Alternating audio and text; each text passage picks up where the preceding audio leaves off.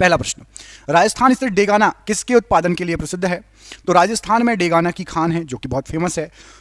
और यहां पर आपको जो ऑप्शन दिए गए हैं इसमें से टंगस्टन के उत्पादन के लिए ये फेमस है। ऑप्शन नंबर ए टंगस्टन के लिए राजस्थान स्थित डेगाना खान फेमस है। एडम उत्प्रेरक के नाम से इनमें से किसको जाना जाता है? एडम उत्प्रेरक के नाम से। तो यहां पर आपको जो ऑप्शन दिए गए हैं, एडम उत्प्रेरक के नाम से प्लेटिनम को जाना जाता है। ऑप्शन नंबर ए, प्लेटिनम को एडम उत्प्रेरक के नाम से जाना जाता है। सफेद स्वर्ण के नाम से इनमें से किसको जाना जाता है? सफेद सोना, सफेद स्वर्ण। मैं आपको दो ऑप्शन दे रहा हूं, आप कमेंट करके बताना, पेट्रोलियम या फिर प्लेटिनम। आपको कमेंट करके बताना है पेट्रोलियम और प्लेटिनम में से सफेद सोना किसे कहते हैं। जिसको नहीं पता कमेंट कर देना कि सर मुझको नहीं पता, मैं आपको कमेंट में रिप्लाई कर दूंगा, ठीक है। जिसको नहीं पता लिख देना कि सर मुझे इसका आंसर नहीं पता। कमेंट करके बताओ सफेद सोना किसको कहते हैं, पेट्रोलियम या फिर प्लेटिनम। वायुयान निर्माण में कौन सी धातु प्रयुक्त होती है? तो वायुयानों के निर्माण के लिए यहां पर धातुएं दी गई हैं, उसमें से पैलेडियम का यूज होता है। ऑप्शन नंबर सी पढ़िए, पैलेडियम, इसका यूज होता है वायुयान के निर्माण के लिए। कैडमियम प्रदूषण किससे संबंधित है? तो आपका जो कैडमियम प्रदूषण होता है, यहां पर जो ऑप्शन दिए गए हैं राइट आंसर हो जाएगा इटाई रोग। ऑप्शन नंबर सी, इटाई रोग कैडमियम प्रदूषण से संबंधित है। ऑप्शन नंबर सी, इटाई रोग राइट आंसर है। गैलेना का रासायनिक नाम इनमें से क्या है? गैलेना, तो गैलेना का रासायनिक नाम है आपका lead sulphide. Option number C देखिए, जो लेड सल्फाइड लिखा है ये गैलेना का रासायनिक नाम है। ऑप्शन नंबर यहां पर सी राइट आंसर हो जाएगा, गैलेना के रासायनिक नाम के लिए लेड सल्फाइड। लेड पाइप पीने के जल को ले जाने के लिए उचित नहीं है, ऐसा क्यों? तो लेड का पाइप पीने के जल को ले जाने के लिए उचित इसलिए नहीं है क्योंकि ये वायु मिश्रित पानी के साथ घुलकर विषैले लेड हाइड्रोक्साइड को उत्पन्न करता है, इसलिए पीने के पानी को इससे नहीं ले जा सकता। लेड पाइप के बारे में ये कथन आपका सत्य हो जाएगा यहां पर जो दिए गए हैं। अगला क्वेश्चन, सामान्य ट्यूबलाइट में कौन सी गैस भरी होती है? तो जो सामान्य ट्यूबलाइट होती है, ट्यूबलाइट आप जो देखते हो उसमें ऑर्गन के साथ मरकरी वेपर भरा होता है। ऑप्शन नंबर सी, ऑर्गन के साथ मरकरी वेपर प्रश्न के लिए राइट आंसर हो जाएगा, ऑर्गन के साथ मरकरी वेपर। अगला क्वेश्चन देखिए, अगले क्वेश्चन आपसे पूछा गया है कि पारे का साधारणतः तापमापी यंत्रों में उपयोग किया जाता है क्योंकि इसकी क्या विशेषता है? पारे का तापमापी यंत्रों में उपयोग किया जाता है, ऐसा क्यों, क्या विशेषता होती है पारे की? तो यहां पर आपका क्या हो जाएगा राइट आंसर इस क्वेश्चन के लिए?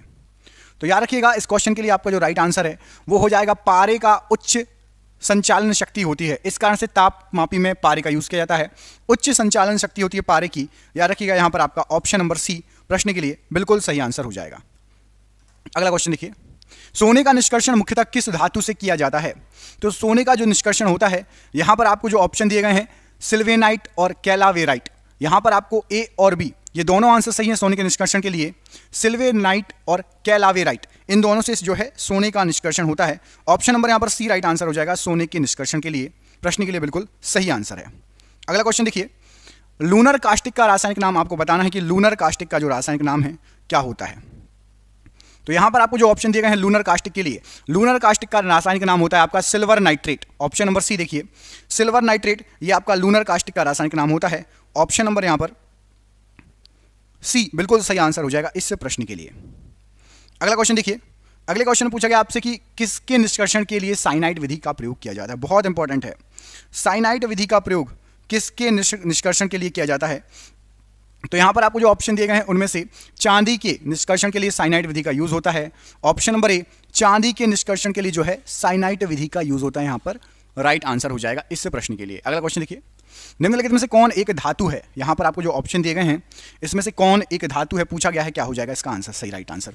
तो यहां पर आपको जो ऑप्शन दिए गए हैं उनमें से जो धातु के लिए जो ऑप्शन राइट आंसर हो जाएगा जिंक एक धातु है। ऑप्शन नंबर बी में देखिए जिंक लिखा हुआ है, तो जिंक जो है वो एक धातु है। ऑप्शन नंबर बी यहां पर राइट आंसर हो जाएगा जिंक। अगला क्वेश्चन देखिए, वे कौन सी धातुएं हैं जो सिल्वर रंग की नहीं होती? सिल्वर रंग की नहीं होती। तो यहां पर आपको जो ऑप्शन दिए गए हैं तांबा और सोना, आपको दिख रहा होगा तांबा और सोना जो है ये सिल्वर रंग का नहीं होता, तो यहां पर option number B right answer है। तांबा और सोना ये धातुएं हैं जो सिल्वर रंग की नहीं होती। अगला क्वेश्चन देखिए, अगले क्वेश्चन पूछा गया आपसे कि हरा थोथा या हरा कसीस किस रासायनिक पदार्थ का प्रचलित नाम है? हरा थोथा या हरा कसीस किसका प्रचलित नाम है? तो यहां पर आपको जो ऑप्शन दिया गया है ferrous sulphate, option number D आपने पढ़ा होगा फेरस सल्फेट, इसको हरा थोथा या हरा कसीस कहा जाता है। यह प्रचलित नाम है फेरस सल्फेट का, हरा थोथा या हरा कसीस।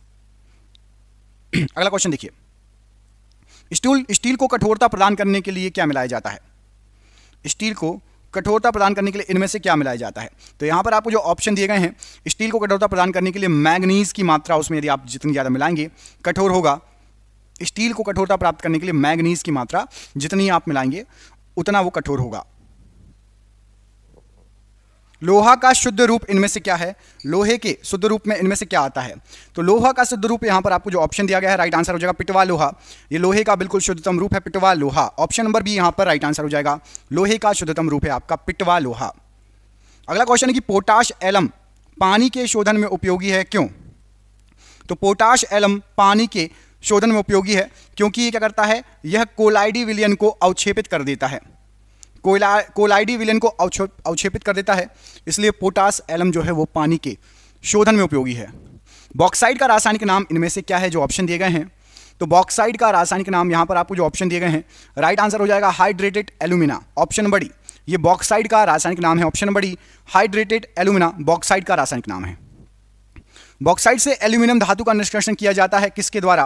तो बॉक्साइड से यदि आपको एल्यूमिनियम धातु निकालना है तो आपको विद्युत अपघटन विधि को अपनाना पड़ेगा। ऑप्शन नंबर बी विद्युत अपघटन विधि को अपनाकर आप बॉक्साइड से एल्यूमिनियम को अलग कर सकते हो। अगला क्वेश्चन देखिए, इसमें पूछा गया आपसे कि प्रति अम्ल के रूप में प्रयोग किया जाने वाला क्षारक इनमें से कौन सा है? प्रति अम्ल के रूप में प्रयोग किए जाने वाला क्षारक, तो यहां पर आपको जो ऑप्शन दिए गए राइट आंसर हो जाएगा मैग्नीशियम हाइड्रोक्साइड। इसको प्रति अम्ल के रूप में उपयोग किया जाता है और ये एक क्षारक है। तो यहां पर आपका ऑप्शन नंबर राइट आंसर हो जाएगा magnesium hydroxide, option number B. अगला क्वेश्चन, खाने का नमक बरसात के मौसम में गीला क्यों हो जाता है? खाने का जो नमक होता है बरसात के मौसम में गीला क्यों हो जाता है? तो इसका रीजन है सोडियम क्लोराइड में मैग्नीशियम क्लोराइड जैसी असंजक अशुद्धता होती है, इस कारण से खाने का नमक गीला हो जाता है बरसात के मौसम में।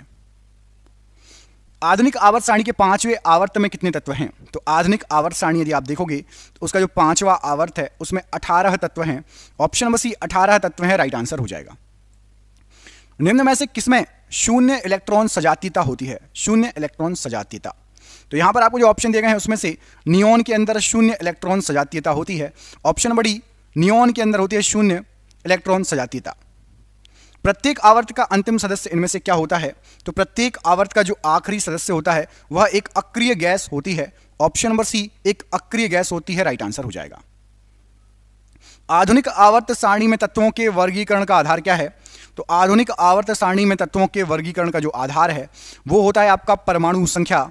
ऑप्शन नंबर ए परमाणु संख्या, राइट आंसर हो जाएगा। यदि तत्वों को बढ़ते परमाणु भारों के क्रम में लिखा जाए तो हर 8वां तत्व पहले तत्व की अपेक्षा कैसा होगा? तो हर जो 8वां तत्व है पहले तत्व की अपेक्षा जो है ये न्यूलैंड्स का अष्टक नियम जो है पालन करेगा। ठीक है, याद रखना, समान गुणों वाला होता है। हर 8वां तत्व पहले तत्व के समान गुण वाला होता है। ये रेड नहीं हुआ है, क्वेश्चन पूरा ये है, और ये जो है यही न्यूलैंड का अष्टक नियम कहलाता है, याद रखना। ठीक है, निम्न में से किसका प्रयोग नोदक या रॉकेट में ईंधन के रूप में किया जाता है? तो रॉकेट के अंदर ईंधन के रूप में आपका उपयोग होता है द्रव हाइड्रोजन और द्रव ऑक्सीजन का। ऑप्शन नंबर सी द्रव हाइड्रोजन और द्रव ऑक्सीजन का यूज होता है, याद रखिएगा, बहुत इंपॉर्टेंट क्वेश्चन, कई बार पूछा गया क्वेश्चन है। प्रति ग्राम ईंधन द्वारा मोचित ऊर्जा की दृष्टि से निम्नलिखित में से सर्वोत्तम ईंधन बताइए। तो 1 ग्राम ईंधन के द्वारा जो ऊर्जा निकलती है सर्वोत्तम ईंधन होगा हाइड्रोजन। हाइड्रोजन के 1 ग्राम ईंधन से सबसे ज्यादा ऊर्जा निकलेगी, यहां पर आपको जो ऑप्शन दिए गए हैं उसके अनुसार। ठीक है, बहुत इंपॉर्टेंट क्वेश्चन है, कई बार एग्जाम में पूछा भी जा चुका है। ठीक है, अगला क्वेश्चन देखिए। अगला क्वेश्चन है आपका कि दोस्तों देख रहे हैं क्वेश्चन कितने अच्छे हैं, ये आपके एग्जाम में पिछले कई सालों से पूछे जा रहे हैं। जिस एग्जाम की आप तैयारी कर रहे हैं हमने आपके लिए 10,000 जीके जीएस के एमसीक्यू क्वेश्चन आंसर बनाए हैं। 10,000 जीके जीएस के क्वेश्चन आंसर जो एमसीक्यू के फॉर्मेट में 4 ऑप्शन में, जो कि आप जो एग्जाम तैयारी कर रहे हो उसमें आ सकते हैं 100% चांसेस है आने के। और वो क्वेश्चन आंसर पीडीएफ है और पीडीएफ सबको व्हाट्सएप पर मिल जाएगी। आप में से जिसको भी चाहिए व्हाट्सएप पर पीडीएफ मिल जाएगी। पीडीएफ जो है आपकी वो 300 रुपए की है, लेकिन अभी एग्जाम चल रहा है तो केवल 99 रुपए में जो भी सक्षम है, जो भी ले सकता है वो ले ले, बाकी यूट्यूब से पढ़ो, बाकी जो जिसको लेना हो 99 रुपए में आपको 10,000 जीके जीएस के क्वेश्चन मिल रहे हैं जो कि आपके एग्जाम में फंस सकते हैं। तो इनको पीडीएफ को लेने के लिए नीचे दिए गए नंबर पर व्हाट्सएप कर लेना। नंबर आपको पूरे वीडियो पर शो होगा, जब भी आप वीडियो छोड़ो उसके बाद आप कॉल कर लेना या स्क्रीनशॉट लेके रख लेना। ठीक है, अग्निशमन यंत्र में बोतल में रखे सांद्र सल्फ्यूरिक अम्ल के साथ निम्नलिखित में से किसका सांद्र विलयन रखा जाता है? तो आपका फायर एक्सटिंग्विशर की बात हो रही है और यहां पर राइट आंसर हो जाएगा सोडियम बाइकार्बोनेट। सल्फ्यूरिक अम्ल के साथ सोडियम बाइकार्बोनेट का सांद्र विलयन रखा जाता है। ऑप्शन नंबर यहां पर ए राइट आंसर हो जाएगा इस प्रश्न के लिए। अगला क्वेश्चन है सोडियम बाइकार्बोनेट को अग्निशमन के रूप में क्यों प्रयोग किया जाता है। तो सोडियम बाइकार्बोनेट को जो प्रयोग किया जाता है उसका रीजन है कि आग की गर्मी प्राप्त करके ये कार्बन डाइऑक्साइड गैस उत्पन्न करेगा। आग की गर्मी को लेगा और उसके साथ मिलकर कार्बन डाइऑक्साइड गैस उत्पन्न करेगा, जिससे आग बुझ जाएगी। कार्बन मोनोऑक्साइड तथा नाइट्रोजन गैस के गैसीय मिश्रण क्या कहा जाता है। तो कार्बन मोनोऑक्साइड तथा नाइट्रोजन गैस के गैसीय मिश्रण को यहां पर जो ऑप्शन दिया गया है प्रोड्यूसर गैस कहा जाता है। यहां पर option number C producer gas right answer है। लाल तप्त कोक पर जलवाष्प प्रवाहित करने से कार्बन मोनोऑक्साइड व हाइड्रोजन गैसों का मिश्रण प्राप्त होता है, इसे क्या कहते हैं। तो यदि आप लाल तप्त कोक पर जलवाष्प प्रवाहित करेंगे, कार्बन मोनोऑक्साइड और हाइड्रोजन गैसों का मिश्रण प्राप्त होता है और इसको जल गैस कहा जाता है। ऑप्शन नंबर बी जल गैस कहा जाता है, राइट आंसर है। क्लोरीन गैस बनाने की विधि में उत्प्रेरक के रूप में प्रयुक्त क्या होता है। तो यदि आपको क्लोरीन गैस बनानी है तो आप क्यूप्रिक क्लोराइड को उत्प्रेरक के रूप में यूज करते हैं। Option number C cupric chloride right answer है। सल्फ्यूरिक अम्ल बनाने की विधि में उत्प्रेरक के रूप में क्या प्रयुक्त होता है। तो सल्फ्यूरिक अम्ल बनाने की विधि में उत्प्रेरक के रूप में प्लेटिनम चूर्ण का यूज होता है। ऑप्शन नंबर बी प्लेटिनम चूर्ण यहां पर राइट आंसर हो जाएगा। कौन सा एंजाइम ग्लूकोज को अल्कोहल में परिवर्तित करता है। ग्लूकोज को अल्कोहल में इनमें से कौन सा एंजाइम बदलेगा। तो यहां पर राइट आंसर हो जाएगा जाइमेज, ऑप्शन नंबर ए। ये ग्लूकोज को एंजाइम में बदल देता है। ऑप्शन नंबर यहां पर ए राइट आंसर हो जाएगा। परम शून्य ताप इनमें से क्या है बताइए। परम शून्य ताप, तो यहां पर आपको जो ऑप्शन दिए गए हैं राइट आंसर हो जाएगा। परम शून्य ताप जो है सैद्धांतिक रूप से न्यूनतम संभव तापमान है। सैद्धांतिक रूप से न्यूनतम संभव तापमान। किसी गैस को दबाने पर क्या होगा। तो किसी भी गैस को दबाएंगे तो दाब व ताप ये दोनों बढ़ जाएंगे। ऑप्शन नंबर सी दाब व ताप दोनों बढ़ जाएंगे किसी भी गैस को दबाने से। हाइड्रोजन सभी अम्लों का एक आवश्यक अवयव है, यह सर्वप्रथम किसने कहा था। तो हाइड्रोजन बहुत ही इंपॉर्टेंट अवयव है और यह कहा गया था डेवी के द्वारा। ऑप्शन नंबर सी डेवी ने कहा था कि हाइड्रोजन सभी अम्लों का एक आवश्यक अवयव है। ऑप्शन नंबर सी यहां पर राइट आंसर है। निम्नलिखित में से कौन सा पदार्थ ऑक्सीकारक तथा अवकारक दोनों की तरह प्रयुक्त किया जाता है। तो ऑक्सीकारक और अवकारक दोनों की तरह सोडियम नाइट्रेट को प्रयोग करते हैं। Option number C sodium nitrate right answer है। किस प्रकार की अभिक्रिया से सबसे अधिक हानिकारक विकिरण पैदा होता है। तो सबसे अधिक हानिकारक विकिरण आपका विखंडन अभिक्रिया से पैदा होता है। ऑप्शन नंबर यहां पर भी विखंडन अभिक्रिया राइट आंसर हो जाएगा। सबसे अधिक हानिकारक अवयव पैदा होता है। एक सामान्य शुष्क सेल में विद्युत अपघट्य होता है क्या। तो एक सामान्य शुष्क सेल में विद्युत अपघट्य अमोनियम क्लोराइड होता है। ऑप्शन नंबर यहां पर सी अमोनियम क्लोराइड राइट आंसर है। अवतल लेंस प्रयुक्त होता है। तो अवतल लेंस जो प्रयुक्त होगा यह निकट दृष्टि दोष में प्रयोग होता है। ऑप्शन नंबर बी निकट दृष्टि दोष में अवतल लेंस प्रयोग किया जाता है। जीव विज्ञान की प्रयोगशालाओं में सक्षम कोशिका या जीवों के आवर्धित प्रतिबिंब देखने के लिए किसका उपयोग होता है। तो यहां पर राइट आंसर हो जाएगा जीव विज्ञान की प्रयोगशाला में संयुक्त सूक्ष्मदर्शी यूज करते हैं। यदि आपको कोशिका व जीवों के आवर्धित प्रतिबिंब देखना है तो संयुक्त सूक्ष्मदर्शी ऑप्शन नंबर यहां पर भी राइट आंसर हो जाएगा इस प्रश्न के लिए। अगला क्वेश्चन देखिए। उम्र बढ़ने के साथ साथ निकट और दूर की वस्तुओं को फोकस करने में आंख की योग्यता जो कमी हो जाती है उसको क्या कहते हैं। तो आंख को देखने में दिक्कत आती है जैसे जैसे एज बढ़ती जाती है और यह कहलाती है आपकी presbyopia. Option number B presbyopia यहां पर प्रश्न के लिए राइट आंसर हो जाएगा। अगला क्वेश्चन देखिए, इसमें आपसे पूछा गया है फोटोग्राफिक कैमरे को कौन सा भाग आंख की रेटिना की तरह कार्य करता है। तो फोटोग्राफिक कैमरा जो रहता है इसमें जो फिल्म होती है वो आंख की रेटिना की तरह कार्य करती है। Option number D film right answer है। किसी अवरोध की कोर से प्रकाश का मुड़ना क्या कहलाएगा। तो किसी भी अवरोध की कोर से जो प्रकाश मुड़ जाता है उसको विवर्तन कहा जाता है। ऑप्शन नंबर बी विवर्तन यहां पर राइट आंसर हो जाएगा। प्रकाश विद्युत प्रभाव का प्रतिपादन किसने किया था। तो प्रकाश विद्युत प्रभाव का जो प्रतिपादन किया गया है ये आपका आइंस्टाइन के द्वारा किया गया है। Option number C Einstein right answer है। निम्नलिखित में से कौन सी प्रघटना यह निर्णय लेने में सहायक होती है कि प्रकाश एक अनुप्रस्थ तरंग है। तो प्रकाश एक अनुप्रस्थ तरंग है, यह प्रकाश की ध्रुवीकरण घटना जो है इसके कारण पता चलता है। ऑप्शन नंबर सी प्रकाश की ध्रुवीकरण की घटना। जब किसी स्थान पर दो लाउड स्पीकर साथ साथ बजते हैं तो किसी स्थान विशेष पर बैठे श्रोता को उसकी ध्वनि नहीं सुनाई देती, इसका कारण क्या है। तो दोनों स्पीकर यदि एक साथ बजेंगे तो व्यतिकरण की घटना होती है। किसी स्थान विशेष पर बैठे श्रोता को इनकी ध्वनि नहीं सुनाई देगी, इसका कारण है व्यतिकरण। धीरे धीरे व्यतिकरण की घटना होती है और इसके कारण आवाज सुनाई नहीं देगी। वायु में ध्वनि की चाल 332 मीटर प्रति सेकंड होती है। यदि दाब बढ़कर दोगुना किया जाए तो ध्वनि की चाल क्या होगी? तो वायु में होती है 332 मीटर प्रति सेकंड की चाल, दाब को आप कितना भी दोगुना कर दो 332 मीटर प्रति सेकंड की ही चाल रहेगी। एक थर्मामीटर जो 2000 डिग्री सेल्सियस मापने हेतु उपयुक्त है वो इनमें से कैसा है? तो 2000 डिग्री सेल्सियस माप सकता है तो उसको पूर्ण विकिरण पायरोमीटर कहा जाएगा। ऑप्शन नंबर सी पूर्ण विकिरण पायरोमीटर यहां पर राइट आंसर हो जाएगा। खाना पकाने वाले बर्तनों के नीचे का हिस्सा काला क्यों छोड़ा जाता है? तो यह हिस्सा काला छोड़ा जाता है क्योंकि काली सतह ऊष्मा की अच्छी अवशोषक होती है। ऑप्शन नंबर बी काली सतह ऊष्मा की अच्छी अवशोषक होती है। किसी वस्तु की विशिष्ट ऊष्मा किस पर निर्भर करेगी? तो किसी भी वस्तु की जो विशिष्ट ऊष्मा होती है यह आपकी पिंड के द्रव पर निर्भर करती है। ऑप्शन नंबर ए पिंड के द्रव पर राइट आंसर है। कोई पिंड ऊष्मा को सबसे अधिक अवशोषण करता है जब वह कैसा हो? तो ऊष्मा का सबसे अच्छा अवशोषण करेगा यदि वो काला हो और साथ साथ खुरदुरा हो तो ऊष्मा का पूरा अवशोषण कर लेगा, अच्छा अवशोषण कर लेगा। यदि एक पेंडुलम से दोलन करने वाली घड़ी को पृथ्वी से चंद्रमा पर ले जाया जाए तो घड़ी कैसी हो जाएगी? तो आपने देखा होगा डंडा हिलता रहता घड़ी में, उस घड़ी को यदि आप चंद्रमा पर ले जाओगे तो वो घड़ी सुस्त पड़ जाएगी क्योंकि वहां का जो ग्रेविटेशनल फोर्स है हमारे यहां से अलग है। यदि केश नली का व्यास दुगुना कर दिया जाए तो उसमें चढ़ने वाले जल सतह की ऊंचाई कितनी होगी? तो यदि कांच की कोई आप ट्यूब लोगे उसमें पानी भरा है, अब उसी कांच की ट्यूब को आप दुगुना उसका व्यास कर दो, मोटा कर दो तो पानी आधा रह जाएगा। सिंपल सा फंडा है। ऑप्शन नंबर ए राइट आंसर है। दलदल में फंसे व्यक्ति को लेट जाने की सलाह दी जाती है, ऐसा क्यों? तो दलदल में फंसे हुए व्यक्ति को लेट जाने की सलाह दी जाती है क्योंकि क्षेत्रफल अधिक हो जाएगा, दाब कम हो जाएगा तो धंसेगा नहीं नीचे, लेट जाएगा तो पूरी मिट्टी पे फैल जाएगा तो उसका वजन सिर्फ एक जगह नहीं लगेगा, पूरी मिट्टी पे फैल जाएगा, प्रेशर कम हो जाएगा। किस तापमान पर जल का घनत्व अधिक होता है? तो याद रखना जल का घनत्व अधिक होगा 4 डिग्री सेल्सियस पर। Option number D 4 degree Celsius right answer है। स्टील की गोली जो रहती है पारे में तैरती रहती है, ऐसा क्यों? तो पारे में आप यदि स्टील की एक बॉल डाल दोगे वो तैरती रहेगी, उसका कारण होता है पारे का घनत्व स्टील की अपेक्षा अधिक होता है। ऑप्शन नंबर यहां पर ए पारे का घनत्व स्टील की अपेक्षा अधिक होता है। ऑप्शन नंबर ए बिल्कुल राइट आंसर हो जाएगा इस प्रश्न के लिए। किसी कालीन की सफाई के लिए यदि उस पर छड़ी से पीटा जाए तो उसमें कौन सा नियम लागू होगा? धूल बाहर निकल आती है। आप छड़ी से मारोगे कालीन को और कालीन साफ हो जाता है, उसका धूल बाहर निकल आता है, ये कौन सा नियम है? तो ये गति का पहला नियम कहलाता है। ऑप्शन नंबर ए। इसके कारण क्या होता है कालीन की पिटाई करोगे तो धूल बाहर निकल आती है कालीन से। ऑप्शन नंबर ए यहां पर राइट आंसर है। भौतिक मात्रा ज्योति की इकाई क्या होती है? तो भौतिक मात्रा ज्योति होती है और इसकी इकाई होती है आपकी lux. Option number B lux यहां पर राइट आंसर हो जाएगा।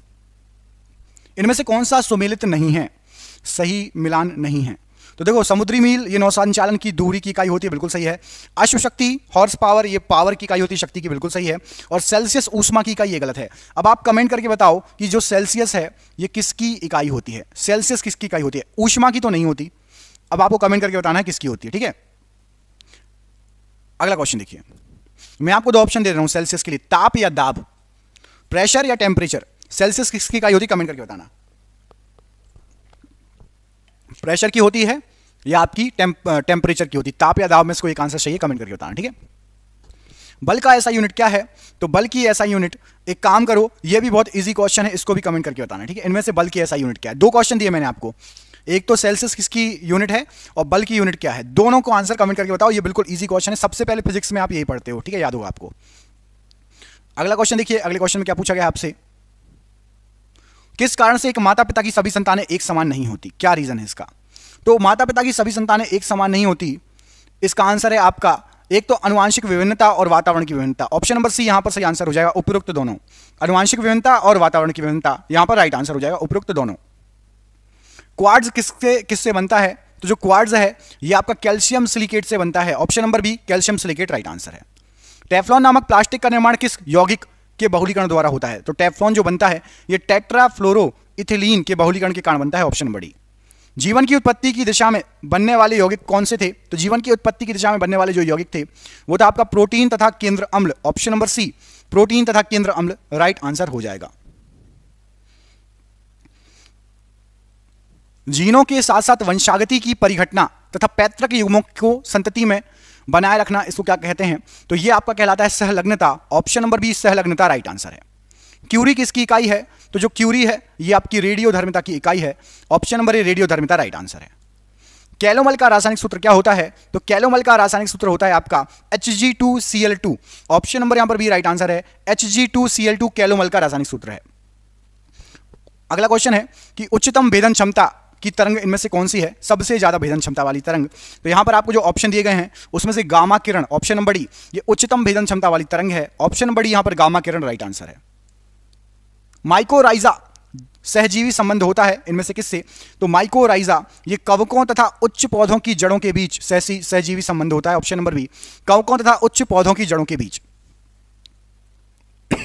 जालीय पारिस्थितिकी तंत्र में अपघटक के उदाहरण क्या है? तो जलीय होना चाहिए। जलीय पारिस्थितिकी तंत्र में अपघटक के उदाहरण जो हैं ये हैं आपके जीवाणु और कवक। ऑप्शन नंबर सी यहां पर जीवाणु और कवक राइट आंसर है। पौधों में जल का परिवहन होता है, तो पौधों के अंदर जल का परिवहन जाइलम के द्वारा होगा। ऑप्शन नंबर सी जाइलम के द्वारा पौधों में जल का परिवहन होता है।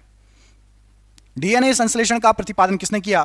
तो डीएनए संश्लेषण का जो प्रतिपादन किया है ये आर्थर कॉर्नबर्ग ने किया है। Option number B Arthur Kornberg right answer हो जाएगा। क्लोरोफॉर्म को रंगीन बोतलों में रखा जाता है क्योंकि यह वायु और प्रकाश से क्रिया करके एक विषैला पदार्थ बनाता है। यह विषैला पदार्थ क्या है? तो क्लोरोफॉर्म को जलीय रंगीन बोतलों में रखा जाएगा क्योंकि वायु और प्रकाश से जो क्रिया करके पदार्थ बनाता है वो होता है आपका फॉस्जीन। ऑप्शन नंबर यहां पर भी फॉस्जीन प्रश्न के लिए बिल्कुल सही आंसर हो जाएगा। दूध में प्रोटीन तथा कार्बोहाइड्रेट के अतिरिक्त पोषणदायक अन्य तत्व क्या हैं? तो दूध के अंदर आपका प्रोटीन होता है, कार्बोहाइड्रेट होता है और आपका पोटेशियम और कैल्शियम भी होता है, Ca और K। ऑप्शन नंबर यहां पर सी राइट आंसर हो जाएगा। कैल्शियम और पोटेशियम भी होता है दूध के अंदर। पूर्ण आंतरिक परावर्तन की स्थिति में प्रकाश का परावर्तन होता है, तो यदि पूर्ण आंतरिक परावर्तन है तो 100% जो प्रकाश है वो परावर्तित हो जाएगा। ऑप्शन नंबर डी 100% प्रकाश परावर्तित हो जाता है। जब कोई वस्तु दो समानांतर समतल दर्पणों के बीच रखी जाती है तो कितने प्रतिबिंब बनेंगे? बने हुए प्रतिबिंबों की संख्या क्या होगी? तो यदि समानांतर समतल दर्पण है तो अनंत प्रतिबिंब बनेंगे, इनफाइनाइट। ऑप्शन नंबर डी यहां पर राइट आंसर है। न्यूट्रिनो की खोजकर्ता इनमें से कौन है? तो न्यूट्रिनो की खोजकर्ता यहां पर आपको जो ऑप्शन दिए गए हैं पाउली हैं। Option number B Pauli right answer है। विटामिन सी का रासायनिक नाम बताइए? तो विटामिन सी का रासायनिक नाम आपका एस्कर्बिक एसिड होगा। Option number B ascorbic acid vitamin C का रासायनिक नाम। निम्नलिखित में से भारत का प्रथम सैटेलाइट कौन सा है? तो भारत का प्रथम सबसे पहला सैटेलाइट है आपका Aryabhata. Option number C Aryabhata ये भारत का सबसे पहला सैटेलाइट है। कंप्यूटर प्रिंटर किस प्रकार का डिवाइस है?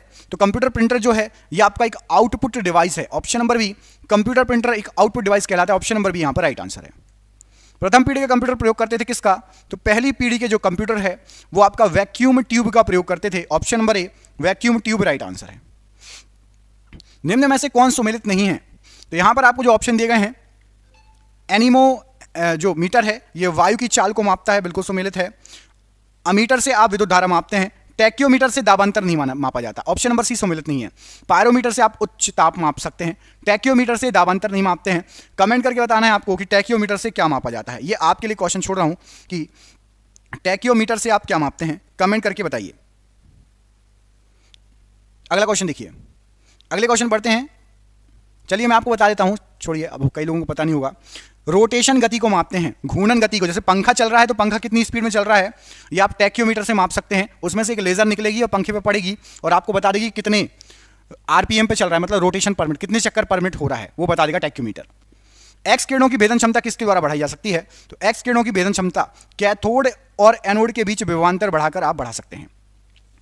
ट्रिप्सिनोजन को ट्रिप्सिन में बदलने में सहायक क्या होता है? तो ट्रिप्सिनोजन को ट्रिप्सिन में बदलने के लिए हाइड्रोक्लोरिक अम्ल सहायक होगा। ऑप्शन नंबर ए।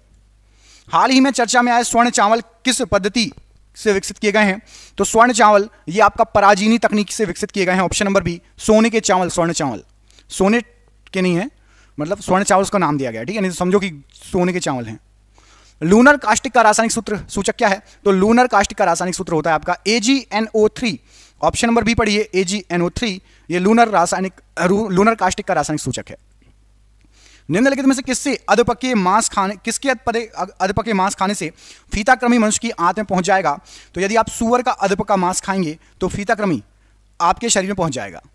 सूत्री विभाजन निर्भर करता है किस पर? तो सूत्री विभाजन ये आपका समय और तापमान दोनों पर निर्भर करता है। ऑप्शन नंबर सी यहां पर समय तापमान राइट आंसर है।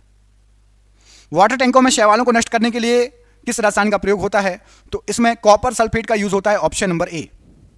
किस पदार्थ के कारण वाष्पोत्सर्जन की क्रिया कम हो जाएगी? तो वाष्पोत्सर्जन की क्रिया कम हो जाएगी क्यूटीन के कारण। Option number D. यदि किसी वस्तु का वेग दोगुना कर दिया जाए तो इनमें से कौन सा विकल्प सही है? यदि आप वस्तु का वेग दोगुना कर दोगे तो संवेग दोगुना हो जाएगा और गतिज ऊर्जा 4 गुना हो जाएगी। Option number C right answer है।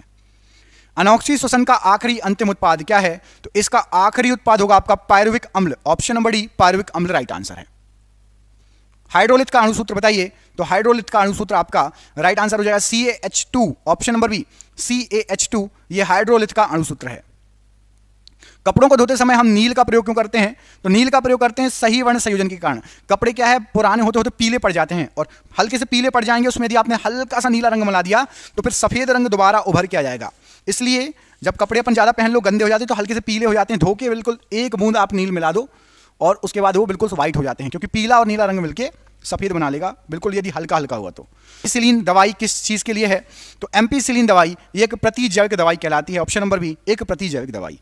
संविधान का कौन सा अंश भारत के नागरिकों को आर्थिक न्याय प्रदान करने का संकेत देता है? बताइए। आर्थिक न्याय की बात हो रही है तो आर्थिक न्याय, यहां पर आपको जो ऑप्शन दिए पढ़िए, नीति निर्देशक तत्व, मौलिक अधिकार या प्रस्तावना या सभी। तो आर्थिक न्याय की बात करता है नीति निर्देशक, राज्य के नीति निर्देशक तत्व। ऑप्शन नंबर ए यहां पर राइट आंसर हो जाएगा। संविधान में आर्थिक न्याय की बात करते हैं।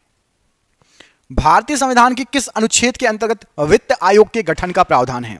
तो वित्त आयोग का जो गठन का प्रावधान दिया गया है, यहां पर आपको दिया गया है ऑप्शन देखो 249, 280, 368 और 370। इसमें से राइट आंसर हो जाएगा अनुच्छेद 280। याद रखना जो 280 अनुच्छेद है यह संविधान के अंतर्गत वित्त आयोग के गठन का प्रावधान करता है। जातक किसका ग्रंथ है? जातक इनमें से किसका ग्रंथ है? वैष्णव, जैन, बौद्ध या शैव? तो यहां पर राइट आंसर हो जाएगा जातक जो है ये आपका, यहां पर जो ऑप्शन देगा उसमें से बौद्ध का ग्रंथ है। ऑप्शन नंबर सी बौद्ध का ग्रंथ है जातक। ठीक है, अब आपको बताना है कि सिद्धार्थ किसके बचपन का नाम है? सिद्धार्थ किसके बचपन का नाम है? यह क्वेश्चन बहुत बार एग्जाम में आ चुका है, तो आपको कमेंट करके बताना है कि महावीर जी या फिर गौतम बुद्ध जी। सिद्धार्थ किसके बचपन का नाम है? मैंने दो ऑप्शन भी दे दिए, महावीर जी का नाम है या गौतम बुद्ध जी का नाम है सिद्धार्थ बचपन का। कमेंट करके आपको बताना है। ठीक है, 1857 के विद्रोह का तात्कालिक कारण क्या था? तो 1857 का विद्रोह जो स्टार्ट हुआ था उस समय जो सेना में लोग थे उनको ये फैला दिया गया था कि जो कारतूस हैं वो चर्बी वाले कारतूस यूज कर रहे हैं। चर्बी वाले कारतूसों का प्रयोग प्रारंभ करना 1857 की क्रांति का तात्कालिक विद्रोह का कारण था। ऑप्शन नंबर ए। संसदीय प्रणाली वाली सरकार को अन्य किस नाम से जाना जाता है?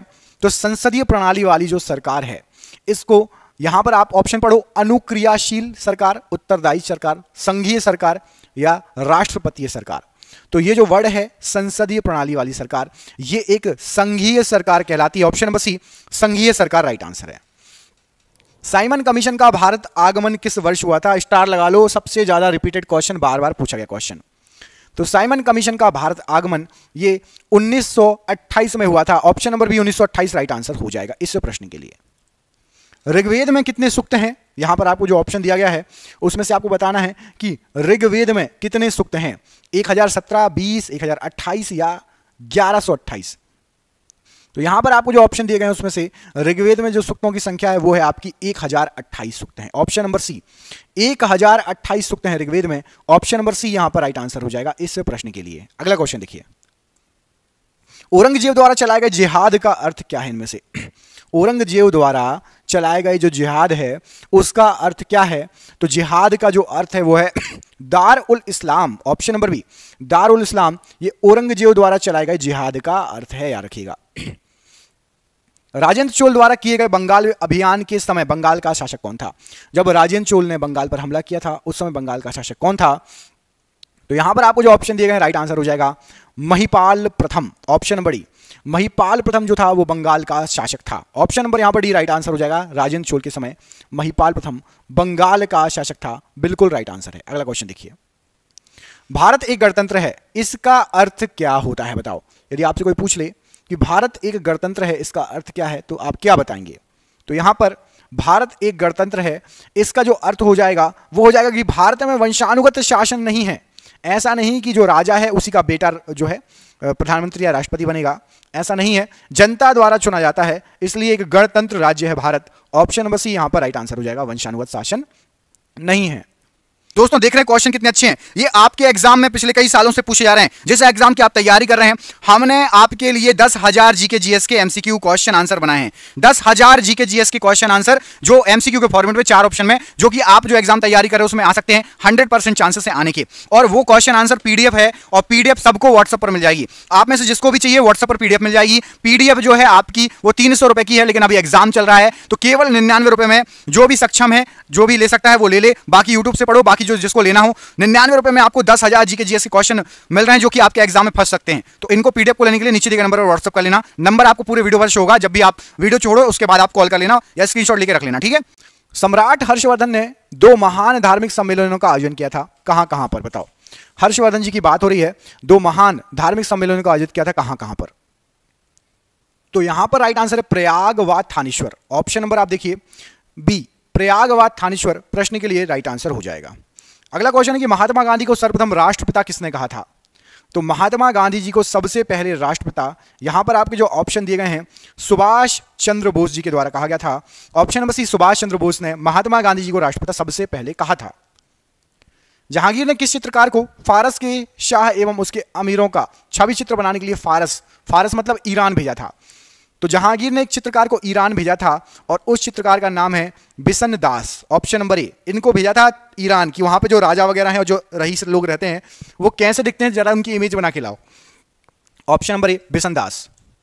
संविधान के किस अनुच्छेद द्वारा संघ और राज्यों के लिए लोक सेवा आयोग का प्रावधान किया गया है? तो लोक सेवा आयोग का जो प्रावधान किया गया है अनुच्छेद 315 के तहत किया गया है। ऑप्शन नंबर डी, लोक सेवा आयोग अनुच्छेद 315। वैश्वीकरण का अर्थ क्या होता है बताइए? वैश्वीकरण का अर्थ, तो वैश्वीकरण का अर्थ होता है घरेलू अर्थव्यवस्था का वैश्विक अर्थव्यवस्था के साथ एकीकरण करना, कि हम अपने अर्थव्यवस्था को विश्व के मुताबिक रखेंगे, मतलब हम वैश्वीकरण करेंगे, हमारी अर्थव्यवस्था और विश्व की अर्थव्यवस्था को एकीकरण करना। निम्नलिखित में से किस कार्ड से बैंक को उच्च ऋण जोखिम है? तो बैंकों को उच्च ऋण जोखिम जो होता है क्रेडिट कार्ड से होता है, क्योंकि वो पहले पैसा देती है कस्टमर को, ग्राहक को। आपके पास क्रेडिट कार्ड है तो पहले आप खर्च कर सकते हो, उसके बाद आपको पे करना पड़ता है। यदि पे नहीं किया तो बैंकों को जोखिम हो जाएगा। अविश्वास प्रस्ताव किस सदन में लाया जाता है? तो अविश्वास प्रस्ताव ये लोकसभा में लाया जाता है। ऑप्शन नंबर ए, लोकसभा में अविश्वास प्रस्ताव लाया जाता है। अंग्रेज पुलिस अफसर कैप्टन सैंडर्स किसके द्वारा गोली से मारा गया था? तो अंग्रेज पुलिस अफसर कैप्टन सैंडर्स ये जो मारा गया था, ये मारा गया था आपका भगत सिंह जी की गोली से। ऑप्शन नंबर यहां पर D, Bhagat Singh ji right answer हो जाएगा। भारतीय हीरा संस्थान कहां स्थापित है? तो भारतीय हीरा संस्थान ये आपका सूरत में स्थापित है। ऑप्शन नंबर बी, सूरत में स्थापित है भारतीय हीरा संस्थान। लोकसभा व राज्यसभा की संयुक्त बैठक कब होती है? तो लोकसभा और राज्यसभा इन दोनों की संयुक्त बैठक, एक बिल जिस पर दोनों सदन सहमत ना हो उस पर विचार करना हो, उसको पास करना हो, तब लोकसभा और राज्यसभा की संयुक्त बैठक की जाती है, बुलाई जाती है, होती है। मुसलमानों के लिए अतिरिक्त निर्वाचक मंडल प्रारंभ करने में किसके द्वारा लाया गया था? तो मुसलमानों के लिए अतिरिक्त निर्वाचक मंडल प्रारंभ में जो लाया गया था, ये लाया गया था, यहां पर आपको जो ऑप्शन दिए गए हैं, क्रिस्प, मार्लियामेंटो, मॉन्टेग्यू चेम्सफोर्ड और भारत सरकार अधिनियम। मॉन्टेग्यू चेम्सफोर्ड नहीं, मार्लियामेंटो सुधार 1909। ऑप्शन नंबर बी टिक कर लीजिए, बिल्कुल सही आंसर है। मार्लियामेंटो सुधार के द्वारा मुसलमानों के लिए अतिरिक्त निर्वाचक मंडल प्रारंभ करने जो है किया गया था। अगला क्वेश्चन है कि महात्मा गांधी का नील उत्पादक किसानों की दुर्दशा को देखने हेतु चंपारण आने का आमंत्रण किसने दिया था? कि आइए और देखिए यहां पर नील उत्पादक जो किसान हैं उनकी कितनी बुरी दुर्दशा है। तो ये जो उनको बुलाया था, आमंत्रण दिया था, राम कुमार शुक्ल जी ने दिया था। Option number A, Ram Kumar Shukla ji right answer है। अगला क्वेश्चन है कि किसने मान्यखेत या मालखेद को राष्ट्रकूट राज्य की राजधानी बनाया था? तो राष्ट्रकूट राज्य की राजधानी थी आपकी मालखेद या मान्यखेत, और इसको राजधानी जो बनाया था, ये बनाया था अमोघवर्ष ने। ऑप्शन नंबर बी पढ़िए, अमोघवर्ष इनके द्वारा राजधानी बनाया गया था। Option number B right answer हो जाएगा। भारत में किस प्रकार की शासन व्यवस्था अपनाई गई है? तो भारत में जो शासन व्यवस्था अपनाई गई है, यहां पर आपको जो ऑप्शन दिए गए हैं उसमें से ब्रिटिश संसदात्मक प्रणाली, ऑप्शन नंबर बी पढ़िए, ब्रिटिश संसदात्मक प्रणाली शासन व्यवस्था भारत में अपनाई गई है। Option number B right answer है। किस अभिलेख से यह साबित होता है कि चंद्रगुप्त का प्रभाव पश्चिम भारत तक फैला हुआ था? कौन सा अभिलेख देख के आपको पता चलेगा कि चंद्रगुप्त का प्रभाव पश्चिम भारत तक फैला हुआ था? तो यहां पर आपको जो ऑप्शन दिए गए हैं उसमें से राइट आंसर हो जाएगा आपका रुद्रदामन का जूनागढ़ अभिलेख। ऑप्शन नंबर सी पढ़िए, रुद्रदामन का जूनागढ़ अभिलेख यदि आप पढ़ेंगे तो उससे आपको पता चलेगा कि चंद्रगुप्त का प्रभाव पश्चिम भारत तक भी फैला हुआ था। ऑप्शन नंबर सी यहां पर इस प्रश्न के लिए बिल्कुल सही आंसर हो जाएगा। अगला क्वेश्चन है कि सबसे पहला नाभिकीय रिएक्टर किसने बनाया था? सबसे पहला, तो सबसे पहला जो नाभिकीय रिएक्टर बनाया था ये फर्मी के द्वारा बनवाया गया था। ऑप्शन नंबर डी पढ़िए, फर्मी, इनके द्वारा सबसे पहला नाभिकीय रिएक्टर बनवाया गया था। अगला क्वेश्चन है कि सूर्य में क्या होता है? इनमें से जो ऑप्शन आपको दिए गए हैं इनमें से सूर्य के अंदर क्या होता है? ऑप्शन पढ़ो, नाइट्रोजन, ऑक्सीजन, फास्फोरस या फिर हाइड्रोजन व हीलियम। तो सूर्य के अंदर होता है हाइड्रोजन व helium. Option number D, hydrogen और हीलियम होता है सूर्य के अंदर। निम्नलिखित में से कौन अणुचुंबकीय पदार्थ है? यहां पर आपको जो ऑप्शन दिए गए हैं उनमें से कौन एक अणुचुंबकीय पदार्थ है? तो ऑप्शन के अनुसार राइट आंसर हो जाएगा आपका हाइड्रोजन, नाइट्रोजन, ऑक्सीजन और लोहे में से ऑक्सीजन जो है ये एक अणुचुंबकीय पदार्थ है। ऑप्शन नंबर सी, ऑक्सीजन जो है ये एक अणुचुंबकीय पदार्थ कहलाता है। अगला क्वेश्चन देखो, शुद्ध तत्व कौन सा है? इनमें से कोई एक शुद्ध तत्व है, वो आपको बताना है कौन सा है। कांच, सीमेंट, सोडियम। तो कांच, सीमेंट और सोडियम, इनमें से जो शुद्ध तत्व है वो है आपका sodium. Option number C, sodium एक शुद्ध तत्व की श्रेणी में आता है। ऑप्शन नंबर यहां पर सी, सोडियम राइट हो जाएगा इस प्रश्न के लिए। झंडा गीत इनमें से किसने लिखा? सभी नाम फेमस है, आपने सुने होंगे, रविन्द्रनाथ टैगोर, बंकिम चंद्र चटर्जी, मैथिली शरण गुप्त या श्यामलाल गुप्त पार्षद। तो झंडा गीत इसको जो लिखा गया है राइट आंसर क्या हो जाएगा? राइट आंसर हो जाएगा आपका श्यामलाल गुप्त पार्षद जी ने झंडा गीत लिखा है। तो ऑप्शन नंबर डी आपका राइट आंसर हो जाएगा श्यामलाल गुप्त पार्षद, ऑप्शन नंबर डी। अगला क्वेश्चन है कि किस राज्य द्वारा छोटे किसानों के लिए खलिहान बीमा योजना आरंभ की गई? बताइए कौन सा राज्य है जिसने खलिहान बीमा योजना छोटे किसानों के लिए स्टार्ट की? तो यहां पर आपको जो ऑप्शन दिए गए हैं इसमें से आपका राइट आंसर क्या हो जाएगा? मध्य प्रदेश, महाराष्ट्र, उत्तर प्रदेश और राजस्थान। राइट आंसर है आपका उत्तर प्रदेश ने स्टार्ट की है खलिहान बीमा योजना, ऑप्शन नंबर सी। अगला क्वेश्चन है कि बुद्ध के सर्वाधिक उपदेश कहां पर दिए? बुद्ध ने सर्वाधिक उपदेश कहां पर दिए? गौतम बुद्ध जी ने सर्वाधिक उपदेश जो दिए हैं इनमें से कहां पर दिए? ऑप्शन पढ़ो, श्रावस्ती, पावा, गांधार या उज्जैन। तो राइट आंसर हो जाएगा श्रावस्ती, ऑप्शन नंबर ए। यहां पर बुद्ध ने सर्वाधिक उपदेश दिए हैं, ऑप्शन नंबर ए श्रावस्ती राइट आंसर हो जाएगा प्रश्न के लिए। भारत के किस उद्योग में सर्वाधिक संख्या में महिलाएं कार्यरत हैं? सबसे ज्यादा महिलाएं किस उद्योग में कार्यरत हैं? तो यहां पर आपको जो ऑप्शन दिया गया है चाय उद्योग, जूट उद्योग, वस्त्र उद्योग और रबड़ उद्योग। इसमें से चाय उद्योग में सर्वाधिक संख्या में महिलाएं कार्यरत हैं। ऑप्शन नंबर ए चाय उद्योग राइट आंसर हो जाएगा महिलाओं के लिए सर्वाधिक संख्या में जो कार्यरत हैं। मन्नार की खाड़ी किसके तट पर के साथ अवस्थित है? मन्नार की खाड़ी की बात हो रही है।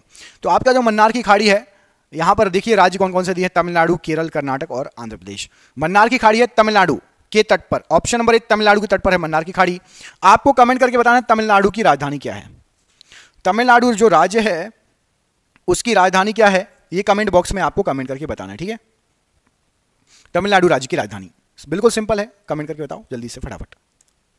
महात्मा गांधी जल विद्युत उत्पादक प्लांट कहां पर स्थित है?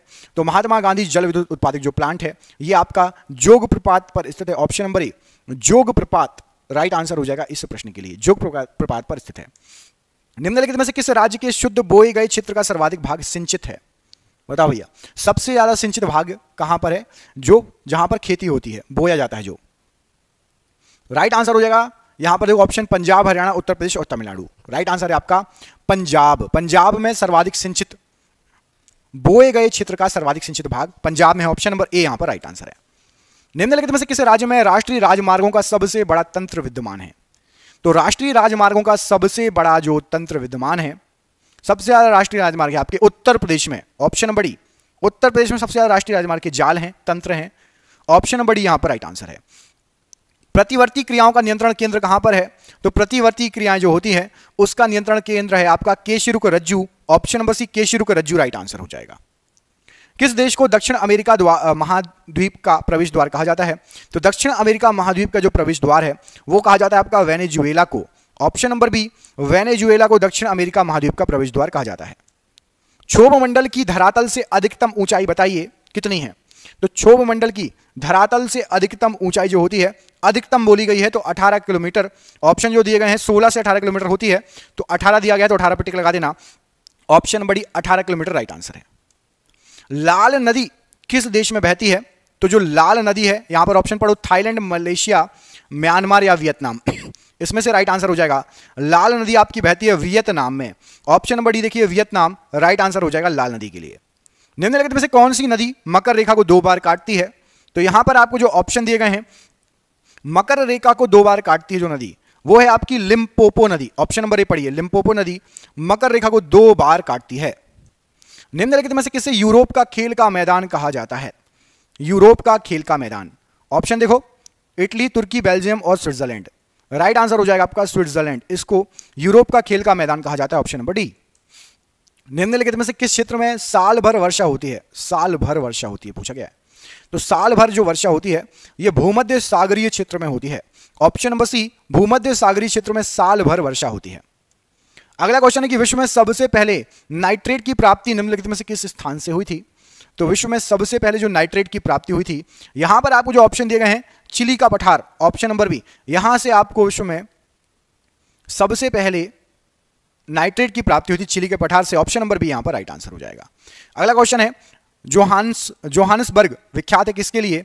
तो जोहानसबर्ग जो विख्यात है ये सोने की खदान हेतु विख्यात है। ऑप्शन नंबर ए सोने की खदान हेतु राइट आंसर है। अगला क्वेश्चन है निम्नलिखित में से कौन सी नदी मुख्य भूमध्य रेखा को 2 बार काटती है, पार करती है? तो भूमध्य रेखा को 2 बार जो नदी पार करती है वो है आपकी कांगो नदी। ऑप्शन नंबर ए कांगो नदी राइट आंसर है। जल के आयतन के आधार पर विश्व की सबसे बड़ी नदी कौन सी है? तो जल के आयतन के आधार पर विश्व की सबसे जो बड़ी नदी है वो है आपकी अमेजन नदी। ऑप्शन नंबर डी, अमेजन नदी राइट आंसर हो जाएगा। अगला क्वेश्चन है भारत में सर्वप्रथम पत्र मुद्रा संचलन कब प्रारंभ हुआ था? पत्र मुद्रा जो चली थी सबसे पहले कब चालू हुई थी? तो याद रखो पत्र मुद्रा सबसे पहले जो चालू हुई थी वो हुई थी 1806 ईस्वी में। ऑप्शन नंबर डी 1806 ईस्वी में सबसे पहले पत्र मुद्रा भारत के अंदर चालू हुई थी। आज का आखिरी क्वेश्चन, कर सुधार समिति का अध्यक्ष किसे नियुक्त किया गया था? कर सुधार समिति का अध्यक्ष, ऑप्शन आप देख सकते हो प्रणब मुखर्जी, केपी नरसिम्हा, एस जानकी रामन या फिर राजा चेलैया। तो यहां पर जो राइट आंसर हो जाएगा वो है आपका राजा चेलैया जी को कर सुधार समिति का अध्यक्ष नियुक्त किया गया था। और आपके लिए सरप्राइज क्वेश्चन है, इसका आंसर कमेंट बॉक्स में कमेंट करके आपको बताना है कि हरित क्रांति के दौरान भारत में चावल के उत्पादन पर क्या प्रभाव पड़ा था? जब हरित क्रांति चालू हुई थी तब भारत में जो चावल का उत्पादन होता था उस पर क्या प्रभाव पड़ा था? मैं आपको 2 ऑप्शन दे रहा हूं, एक आंसर सही है, अपरिवर्तित रहा था या फिर घट गया था। चावल के उत्पादन पर हरित क्रांति का क्या प्रभाव पड़ा था? कमेंट करके बताना है। अपरिवर्तित रहा था या घट गया था? कमेंट करके बताना है आपको। दोस्तों हमने आपके लिए 10,000 क्वेश्चन आपने पढ़ लिए ना, क्वेश्चन आपको बहुत अच्छे लगे होंगे। ऐसे ही 10,000 क्वेश्चन हमने आपके लिए निकाले हैं और ये क्वेश्चन आपको पीडीएफ बना के आपको व्हाट्सएप पर मिल जाएगी।